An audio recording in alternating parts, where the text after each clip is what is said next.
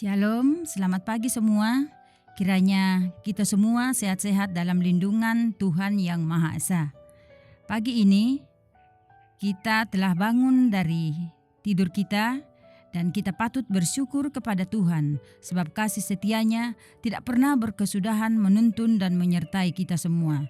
Dan kita boleh bangun dengan tidak kekurangan sesuatu apapun dan penuh keberkatan daripadanya. Baik, sebelum kita merenungkan dan membaca sebahagian kecil daripada firman Tuhan yang hendak kita renungkan pada pagi hari ini, mari kita berdoa dan mengucap syukur kepada Tuhan. Tuhan yang Maha Pengasih dan Maha Penyayang, Engkau Allah yang baik di dalam setiap napas kehidupan kami. Kalau pada pagi hari ini Tuhan kami boleh bangun dengan penuh keberkatan daripada-Mu, kami patut bersyukur. Berterima kasih Tuhan, karena tuntunan-Mu, berkat-Mu dan kasih setia-Mu senantiasa kami alami di dalam setiap kehidupan kami. Dan pagi ini Tuhan, kami rindu untuk melandasi seluruh kehidupan kami pada pagi hari menjelang siang sampai sore hari ini Tuhan. Kami hendak membaca firman-Mu. Urapi kami Tuhan, berikan hikmat-Mu kepada kami Tuhan, sehingga firman-Mu ini tidak berlalu dari pendengaran kami, tetapi sungguh-sungguh mengambil bahagian di dalam setiap kehidupan kami. Dan kami boleh praktekkan dalam seluruh langkah kehidupan kami. Tuhan Bapa dalam surga, berfirmanlah kepada kami, karena sesungguhnya kami sudah siap untuk mendengarkan berita firman-Mu. Dalam nama Tuhan Yesus kami berdoa dan mengucap syukur. Haleluya. Amin. Firman Tuhan yang hendak kita renungkan pada pagi hari ini terdapat dalam 2 Korintus 10 ayatnya yang ke-7 hingga ayatnya yang ke-11. Berbunyi, sikap Paulus. Tengoklah yang nyata di depan mata kamu. Kalau ada seorang benar-benar yakin bahwa ia adalah milik Kristus, hendaklah ia berpikir di dalam hatinya bahwa kami juga di dalam hatinya, bahwa kami juga adalah milik Kristus sama seperti Dia. Bahkan jikalau aku agak berlebih-lebihan memegah atas kuasa yang dikaruniakan Tuhan kepada kami untuk membangun dan bukan untuk meruntuhkan kamu, maka dalam hal itu aku tidak akan mendapat malu. Tetapi aku tidak mau kelihatan seolah-olah aku menakut-nakuti kamu dengan surat-suratku. Sebab kata orang, surat-suratnya memang tegas dan keras, tetapi bila berhadapan muka, sikapnya lemah dan perkataan-perkataannya tidak berarti. Tetapi hendaklah orang-orang yang berkata demikian menginsafi bahwa tindakan kami bila berhadapan muka sama seperti perkataan kami dalam surat-surat kami bila tidak berhadapan muka. Demikian firman Tuhan. Amin. Mari kita merenungkan firman Tuhan pada pagi hari ini yang kita sudah baca dari 2 Korintus 10 ayat 7 sampai ayatnya yang ke-11. Dengan judul, Jangan Termakan oleh Hasutan. Dalam bahasa Toraja, Tanganapati Peroso. Situasi jemaat di Korintus sejak surat Rasul Paulus yang pertama memperlihatkan potensi-potensi yang menghambat pertumbuhan jemaat. Sepertinya Paulus mendengar bahwa terdapat sikap atau sifat anggota jemaat yang berakibat pada munculnya bibit perpecahan atau munculnya kelompok-kelompok dalam jemaat. Bacaan kita dalam 1 Korintus 12 nampaknya menjadi gambaran utama untuk situasi di Korintus. Salah satu sikap tersebut ditemukan di dalam pembacaan hari ini. Tampaknya Paulus mendengar bahwa ada seorang atau sekelompok orang yang menghasut jemaat di Korintus. Pembacaan kita dari ayatnya yang ke-10. Hasutan mereka itu bertujuan untuk menjatuhkan wibawa pelayanan Paulus.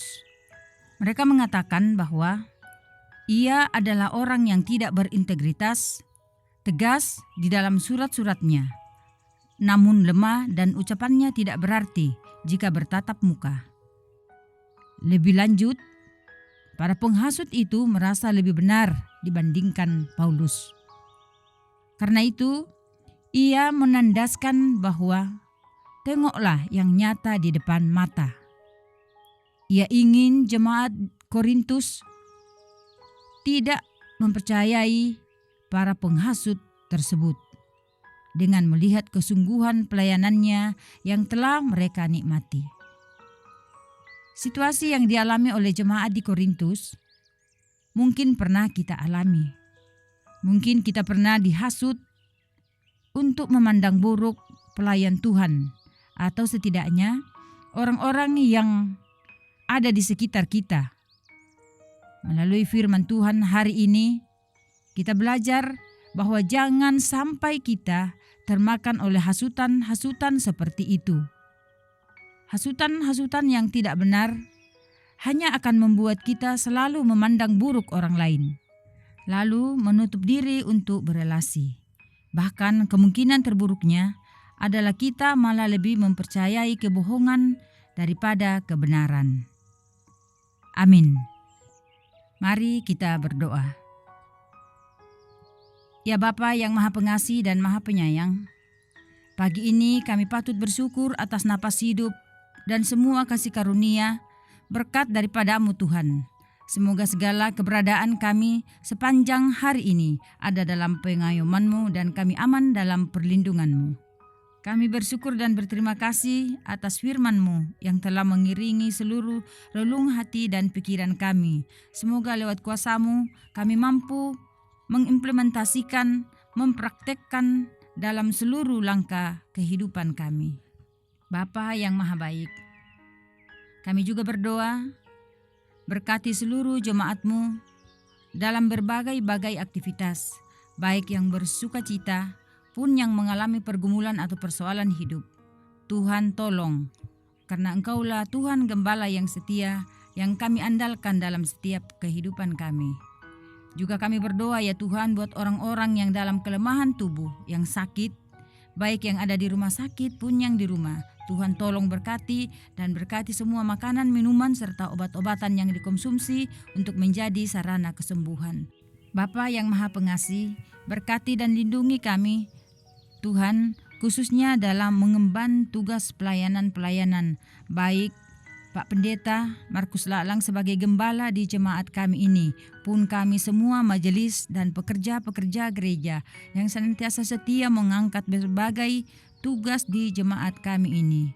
Berikan kepada kami hikmat, kesabaran, kemampuan yang bersumber daripada-Mu saja, oh Tuhan.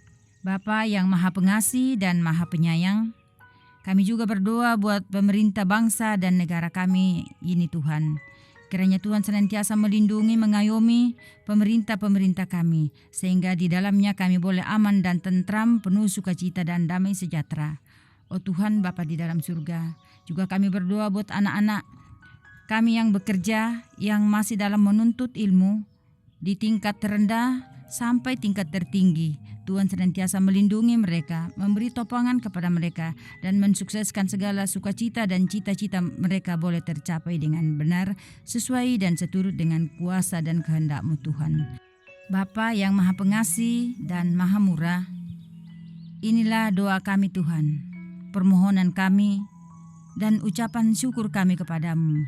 Kiranya Tuhan senantiasa mendengarkan doa-doa kami dan memberkati kami semua. Dalam Kristus kami berdoa. Amin. Demikianlah renungan kita pada pagi hari ini. Semoga kita semua aman dalam lindungan Tuhan dan senantiasa bersuka cita karena kasih setia Tuhan senantiasa menyertai kita semua. Selamat pagi, Shalom.